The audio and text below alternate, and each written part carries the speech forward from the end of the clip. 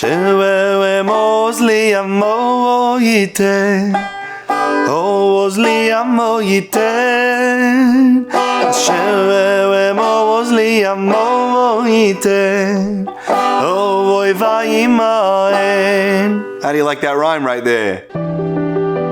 The bottom line is that a Yid has a lot more strength than he knows about. Nishmas Yisrael is on fire with strength, with Oiz Hashem, Oiz La'amo Yitayim.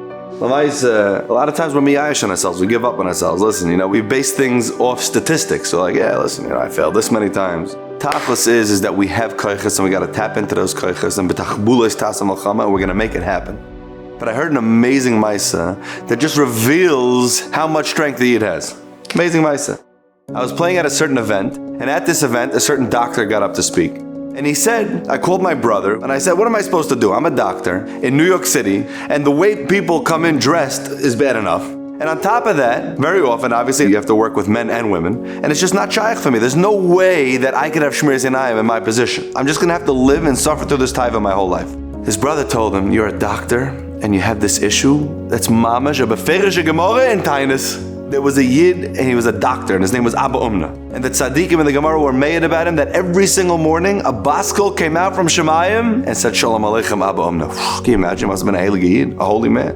What did he do to make him zeichet to receive a baskol every morning? Shalom Aleichem, Abba Umna. So the Gemara says, in one of the reasons, that he had a unique technique in his office. If he ever had to work or operate on a woman, he had a special gown that the gown could open up in different areas, and only the area that he had to operate on was the part that he opened. So he would always protect his eyes from ever having to look at things he shouldn't look at. Can you imagine if a Yid holds back? The Eibusha says, Shalom Aleichem, Reb Yid.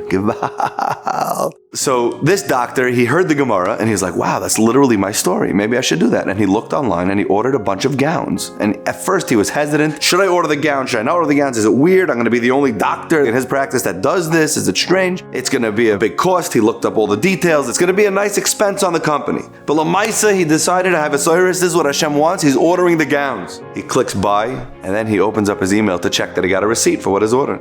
The first email that came in, Rabbi Shai, the first email that came in before the receipt was an email that said that the government had forgiven a certain loan that he was working on for months to try to get it forgiven. It was a big chunk of money that he was going to have to owe, and it was forgiven. The loan was forgiven. Unbelievable. He made a move. He was Moser Nefesh for the Reibishten, even though he wasn't sure how it would affect his business. Boom, he saw Shefa come right in. And he was standing there and he told the Olam, to this day, if a woman comes in, they put on the gown, and I only saw success in my business. And I found a way to even make it happen in a place where it's hard to make it happen. The Eibishter is going to tell you, Shalom Aleichem, Reb Yid. All you got to do is hold back a little bit. L'chaim Tovim.